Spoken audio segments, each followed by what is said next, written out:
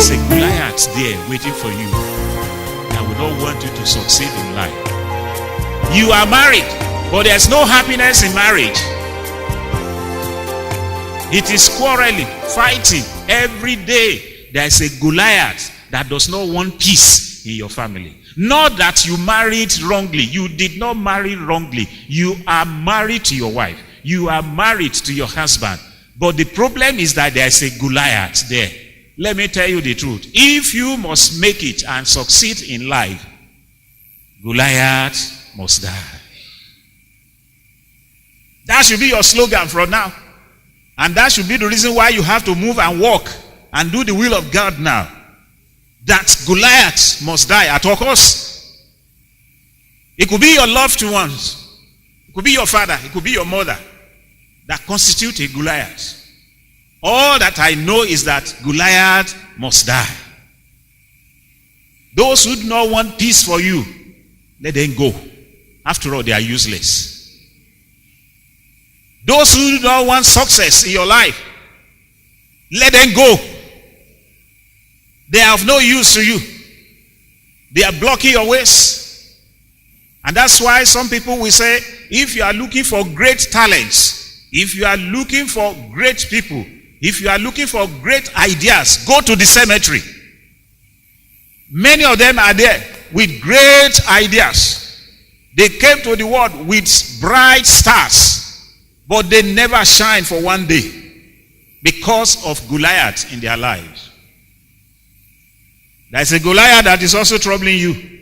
But I've come to let you know that if you hearken diligently to the voice of the Lord your God today, Goliath in your life will die. Now, I'm sure that if you should see that kind of a man that I've just described, 9 feet tall and very huge, a stout man, appeared now, and then challenge any of us into a contest, that if you like, come forward and let's go into wrestling bouts. I'm sure that there will be nobody here. No one of us, not even resident pastor, will come forward to fight. Because he also does not want to die, like you don't want to die. Look, if you value your life to an extent that you refuse to go into wrestling bouts with your Goliath, you will die a puppet. Unless you determine that if I die, I die. If I perish, I perish. Queen Esther said, if I perish, I perish. I'll go to the king. I know it is not lawful. I know it is not right. I know it is not legal for me to see the king now, unannounced, unbooked, but I will go. She said, if I perish, I perish. That's it. But that was before Christ. Now that we have Christ, you don't even need to say, if I perish. You need to be bold and say, I will not perish, and I'm going to succeed. I was watching a documentary. Somebody subscribed me to one this animal something, and they sent me one day, so I decided to watch it. And I saw that a lion had been terrorizing all animals in that environment. As big, very big lion, and as big as that lion was, in fact, there was a time that the lion killed hyena. And the lion began to eat the hyena. But one day, the hyenas also came.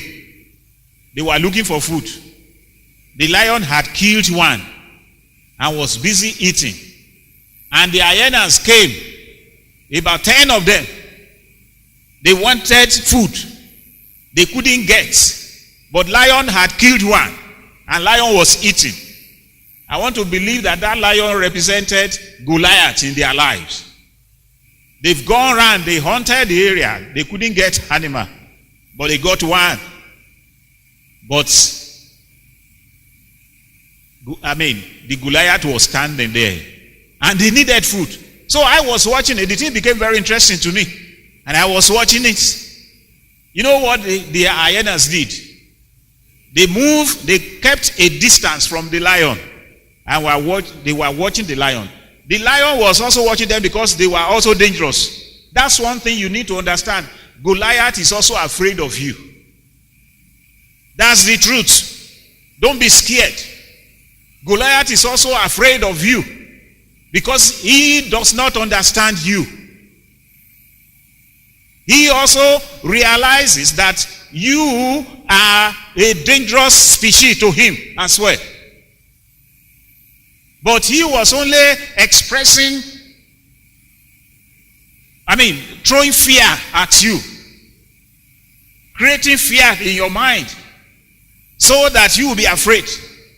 Each time that one of the hyenas approached the lion will just say, and that one will move back again. So it got a time, I thought within myself, I said, these people were holding meeting. And they said, if I perish, one of them stood up and said, if I perish, I perish. I will be your David. I'm going to challenge this Goliath. So you also, if you survive, good. And if you don't survive, that's your cup of tea. But I'm going to challenge the Goliath. And that one walked straight, was going to the lion. The lion was, that hyena refused and was moving towards the lion. He stood just behind the lion.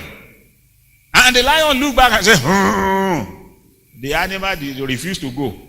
As the lion bent down to enjoy his meal, this hyena also was busy feeding himself on the tail of the lion.